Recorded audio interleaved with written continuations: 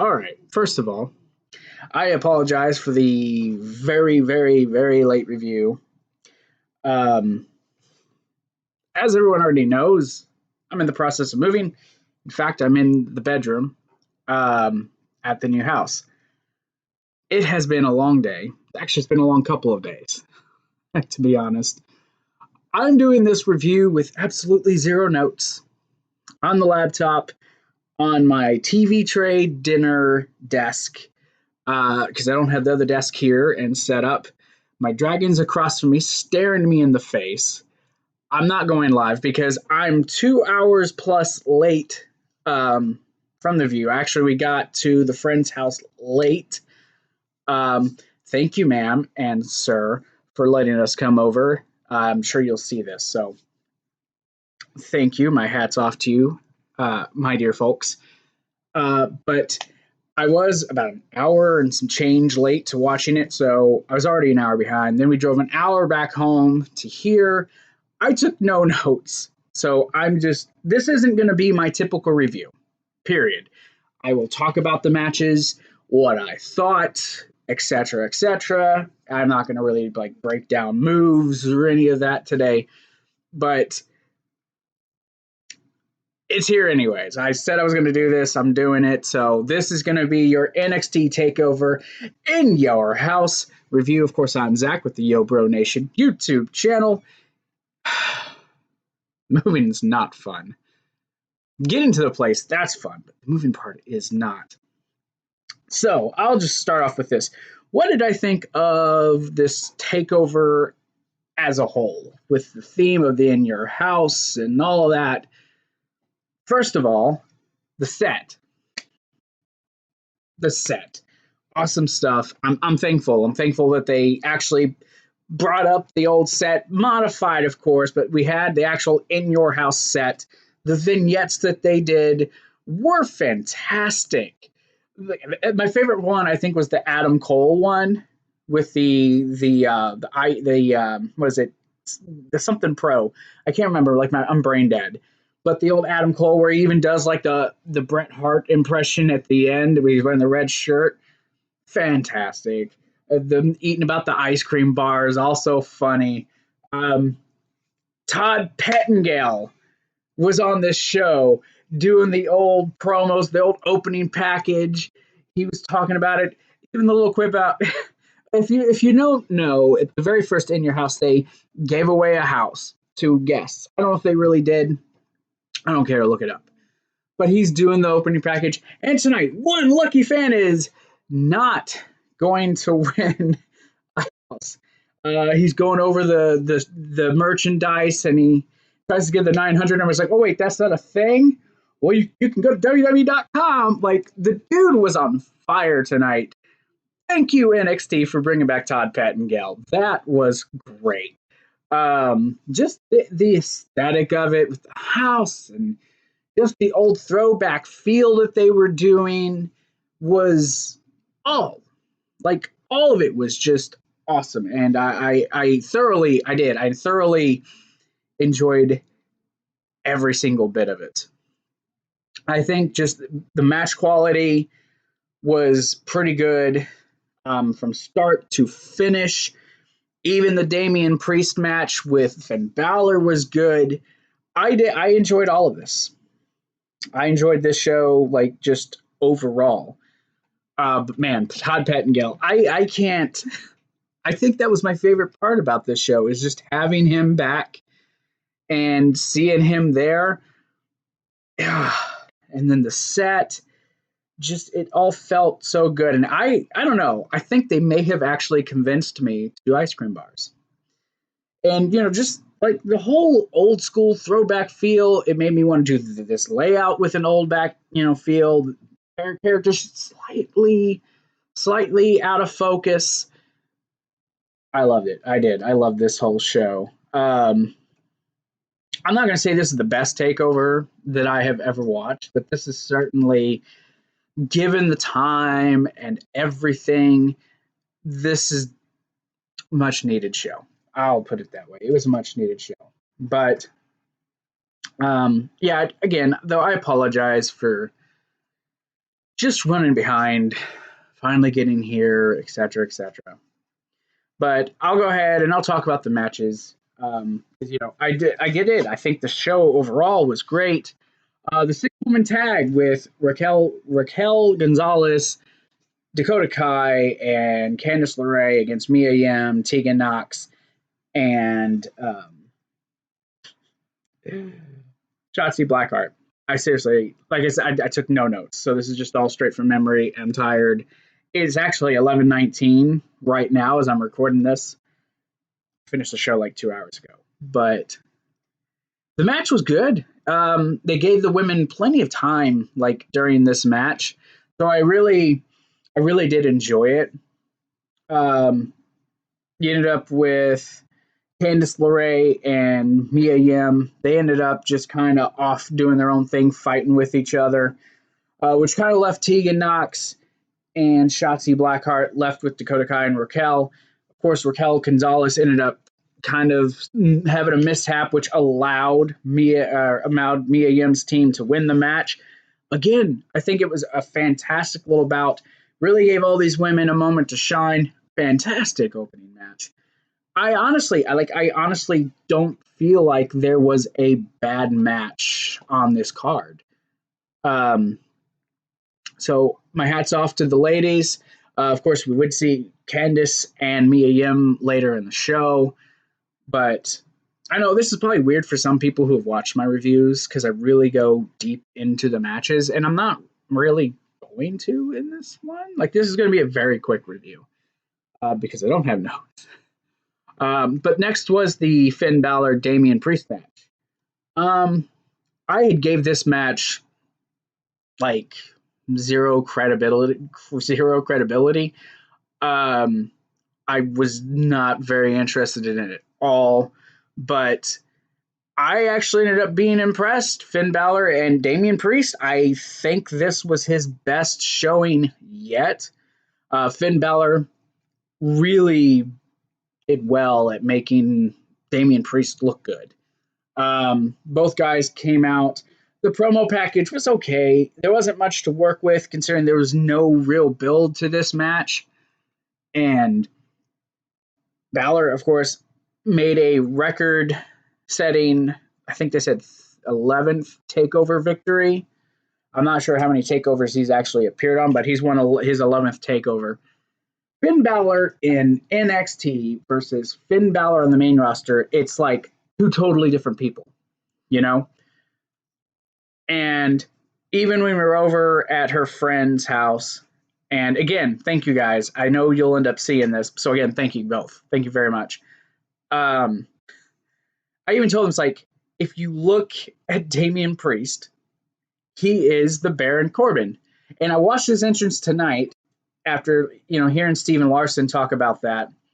And it's solidified for me. He is this version of NXT's Baron Corbin.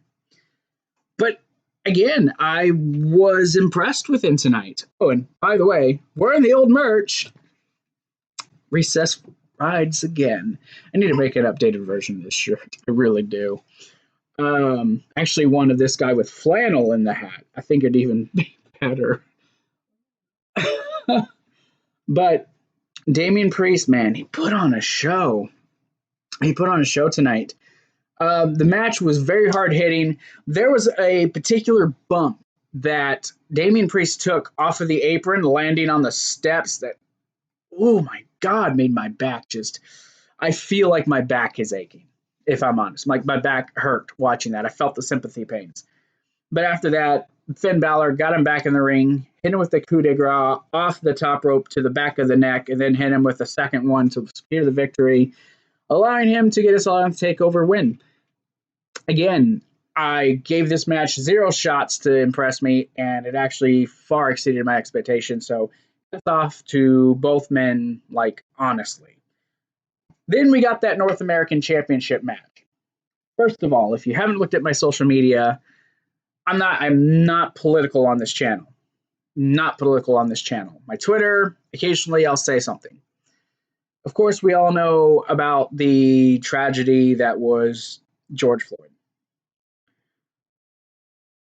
All the movements that's going on, I really do appreciate that Keith Lee came out wearing what he wore tonight with the Black Lives Matter on his attire. I stand with the protesters. I do. I stand with the protesters. I stand with that statement. Unfortunately, I'm not a black man. I do not understand the struggles that everyone has gone through. Keith Lee, I'm sure, does. I'm sure he's lived with this and knows what it's like. So I do appreciate it as a person who's not of color for him to represent his community that way. I fully support it. I believe everyone who was watching supported that. So that's all I'm going to say about that they have my support and that I love the gesture. Now, my girlfriend did make a point during this match, or after this match, that she feels like the way this match was framed and booked, and I could see Triple H saying, hey, let's do this with everything that's going on. For Keith Lee to take the punishment that he did throughout this match to then still overcome all of the odds, she feels like this was a statement to everyone about that community and that they can, no matter what happens to them, they can rise above. And that was her thought. And she admitted maybe she's right, maybe she's wrong. But I do like the idea of kind of making it feel like that. But at the same time, I don't know, like seeing Keith Lee just in general overcome, I could see it happening either way. So I liked the thought process that she had, and I'm not going to take that credit for it because it was hers. So, but the match was fantastic. Great story with this match. You know, Keith Lee obviously being the bigger guy between the two, and for Johnny to be able to, prior to this, going for the eye, going for that hand repeatedly throughout this match when it looked like, you know, Keith Lee was about to get him, he'd attack the hand or he'd attack the eye. Even to the point towards the end of the match, you thought when he got that key ring out of his pants, by the way, Johnny Gargano's entrance into this match for the North American title, him being in his house, like he stops by, turns his AC down by 1 degree, and then walks out the door, locks it, and he's in full cell. Fantastic. It was fantastic. But for Johnny to take that key and again jab Keith Lee in the eye. Yeah, Johnny to take the key, stab Keith Lee in the eye, and then hit him with the DDT through the ropes. I thought that was it. I think many people thought that was going to be it. But then Keith Lee kicks out. And then Johnny hits him not once, not twice, but I think it was 3 times with that kick. And Keith Lee still kicked out. And then, of course, then Keith Lee finishing him off, retaining the North American Championship. The story was great. The story in this was a fantastic match. I had a feeling it could probably be match of the night, and I think it was. Like, honestly, no disrespect to the main event, but I still think this was match of the night. And Keith Lee, still going to be your North American champion. I don't know who is, I don't know, maybe Karrion Kross is the guy. Maybe not. I don't know. I don't see anyone ready to take the title off of Keith Lee. Maybe they give them a rematch at the next TakeOver event. Maybe during SummerSlam weekend if they get one. Honestly, I don't know. But I do know the match was great. I like I said, I thoroughly enjoyed it. And Keith Lee managed to retain the North American Championship.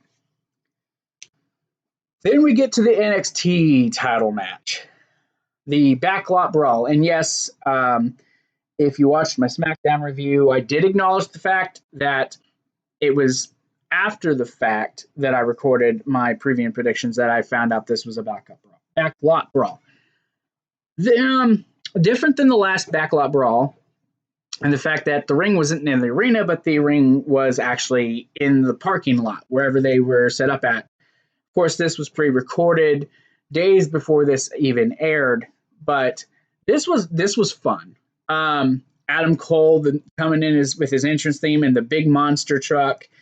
Fucking Velveteen Dream showing up with the Negan getup and the back. Oh, definitely. He was so spunky. Yes. You know, it was fun. Dexter Loomis showing up and abducting Roderick Strong and Bobby Fish.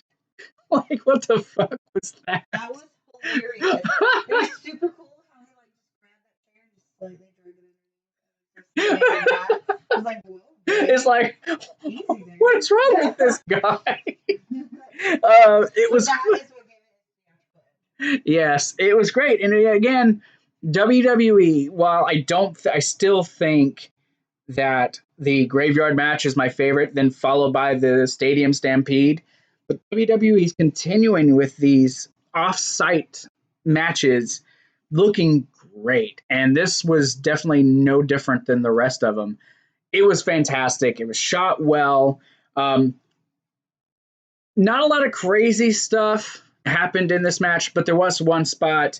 Once Undisputed Era showed up to help out Adam Cole, damn Velveteen Dream knocked him off that ladder, and Adam Cole fell right into that windshield, cut his arm up. I don't know if it was a legit cut or not, but it looked painful. He got stuck there for a while. And then, yeah, Dexter Loomis showed up, abducted them. Velveteen Dream went for the win, actually hit the elbow off the top with Adam Cole on the chair, but Adam Cole managed to kick out. Adam Cole hitting the Panama Sunrise onto the pile of freaking chairs in the middle of the ring to retain the NXT Championship. I did pick Adam Cole to win the match, but watching it, then I started thinking, well, this is Velveteen Dream's last opportunity. Is it really a stretch that he could actually win this? And I actually started to think he was going to, but he didn't. So Velveteen Dream, out. No more opportunities for Velveteen Dream to go for this championship. So overall, though, again, fun match. If you want to call it that, a fight. These guys just fought all over the place. Also, real quick, shout out to everyone who was at Full Sail. I've heard about the rumors of them having to stand for hours and hours and hours while these tapings are going on. Honestly, they are the best part of these takeovers because these guys are standing there for however many hours they're there, and they're still giving every bit of their energy. So I stand with the NXT superstars because I can't speak. I stand with these guys. Fantastic. I just want to give them a shout out. They are the unsung heroes of WWE right now, just making it sound better. So props to them. Props to Nikki Cross, who apparently bought pizza for all of them during the tapings. I read that somewhere on an article today. So shout out to her. So yeah, that was your NXT title match. Then I finally got my first taste of Karrion Kross and Scarlett. First of all, their entrance. Now, I don't know if I mentioned this in my preview and predictions. I don't think I did. I have never watched this guy. I hadn't got to see him on NXT up to this point because when I started doing my reviews, I wasn't really watching NXT. I was kind of more or less just kind of catching the clips here or there. But holy shit, that I've never seen an entrance like this one. And wow. These two were amazing. Of course, then Champa coming out. This was not a pretty match. I am so utterly impressed with Karrion Kross and what he does, the way he sells things, not just when he's taking a bump or a move, but when he's giving a move. Like, there was a point I looked at everyone and I said, this guy's got the look on his face like he's legit about to murder this man. Like, he was scary. Yes. Yeah, and the man, and he's so big, massive, and just like scary to look at. And Scarlett plays so well with this. her standing and just the lighting, and it's just the aesthetics of his entrance and his whole gimmick. Like, I don't know if this was what his gimmick was like in Impact, but holy fuck, this guy, after watching him tonight, has Universal Champion or WWE Champion written all over him.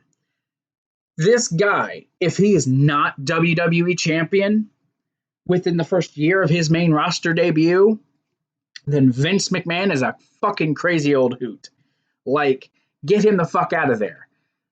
Adam Cole, Karrion Kross, these two men, these are your future. Johnny Gargano, Keith Lee, they are the future of this company. These are the guys who you should see in your WWE title picture for the next 10 years. I get it. They're not young, but they're not old either. I was so impressed between Champa and him. Like I said, this wasn't a pretty match, but it was hard hitting. It was to the point. You didn't have a long match, but Karrion Kross made quick work of Champa, and him putting him in, what is it, the cross jacket or something like that. I didn't catch the name of the move, but putting him in that chokehold, just basically put him out after Champa hit him with that DDT off of the apron. Just, it was, again, another good story, you know? Champa coming out the gate, just hitting him with big moves, like just punches, like, and like Kross just like, whatever, dude, I'm about to take you out. It was great. Again, I didn't need a great match. It was variety. It wasn't a squash match, but it wasn't like a 30-minute, like, you know, brawl or whatever. It was quick, to the point, and it told a good story. And I would hesitate to say this is over. I think you're going to get another match with these guys, probably on an NXT later on. But, excuse me, I ain't got nothing to drink in front of me. So you have to give me a second. But it was great. For what it was and the story they were telling, I loved it. So that was that. Then it was time for the main event. And I gotta be honest, I did not know this or even realize this. But the main event was the triple threat match for the Women's Championship with Charlotte and Io Shirai and Rhea Ripley. Now, I picked Charlotte to win this. And I didn't realize it. This is the first time the women have main evented since Sasha and Bayley at NXT Respect. That is crazy to me. That was, Jesus, 2015? It's been 5 years since the women have main evented? That is just freaking insane. But the match, like I said, no disrespect to this match. I think Keith Lee and Johnny Gargano was the best match. But this match was awesome. I don't think there was a single bad match tonight. Every match that I saw was great. Seeing these women doing what they did, Rhea Ripley, I mean, the main story, and I feel like this was almost intentional, was it was focused on Charlotte and Rhea, and the fact that they had their main event match, or their matchup at WrestleMania, and this was Rhea trying to, like, I almost feel like they purposefully left Io Shirai out because of the fact that she won the championship. Spoiler alert, Io Shirai is your NXT Women's Champion. She sure did. She called it. So, again, fantastic. Beautiful match. Charlotte, being the dominant superstar. Io just kind of being like, just kind of there. There was one spot, though. Io jumped off of the set on top of the other two when they were fighting. I liked it. I do think, though, there was a couple spots where Io just kind of looked not sloppy, but just kind of like she wasn't hitting her beats. Maybe it was just their timings were off, but that'd be nitpicking because the match still was, to me, still a fantastic match. I know I'm messing with my hair. I can't help myself. but I liked it. I enjoyed the match. I enjoyed, Io winning. She isn't who I picked, so I got 5 out of the 6 matches correct tonight on my picks. So, oh darn, Io Shirai, who I think has deserved to be the women's champion this entire time, has finally won the big one. The Charlotte experiment is over. Now, if they want to do Rhea versus Charlotte again, they can. They don't have to put the restraints of a championship on it. I do think it's bogus that Charlotte didn't take the pin. That, when Io did that moonsault off of the top, because you had Charlotte putting Rhea in the figure 4, going for the figure 8, and Io hit the moonsault onto Rhea. Like, I think she legit cracked Rhea in the head when she came down. Got the 3 count. Rhea won, but Rhea lost. She had to take the pinfall. So I think that was kind of bogus, but they got to protect Charlotte. Probably is going to lead to Charlotte facing Asuka at SummerSlam or some shit. Most likely. I hope I'm wrong. I'm hoping I'm wrong. But again, though, Charlotte, I said it, Charlotte being in NXT is a big deal. And it shows. They were the main event. I kind of figured it would be. So your main event was this, and I think it was great. And I'm fucking fantastically happy. I'm cussing a lot. I'm happy. I'm happy Io is the champion. I can't wait to see it. I want to see her versus Rhea. I don't want her to be the champion and just lose it the next takeover or whatever. Probably is what's going to happen. But if they just want to give her the rub because they think she deserves it and she's maybe going to the main roster, sure, why not? I'm okay with it. But still, good match. TakeOver, man. TakeOver in your house was a great show. I don't know about the people I was hanging out with. I enjoyed it. We sat, we talked wrestling, we watched the show. I'm more than sure that Sidekick Susie loved the show. She was ecstatic, if you guys didn't hear that. Look, the one prediction I made, and it was on point. Not ecstatic. She's ecstatic. Her one prediction was correct. So, but it was a great show. I loved it. I'm not going to keep talking. Anyone who watches this, thank you for coming in late. Again, I apologize for being late on this, but y'all, you all are awesome. Thank you all very much. And I'm Zach with the Yo Bro Nation YouTube channel. Thank you guys for coming. This was NXT TakeOver in Your House review. Remember, join the nation.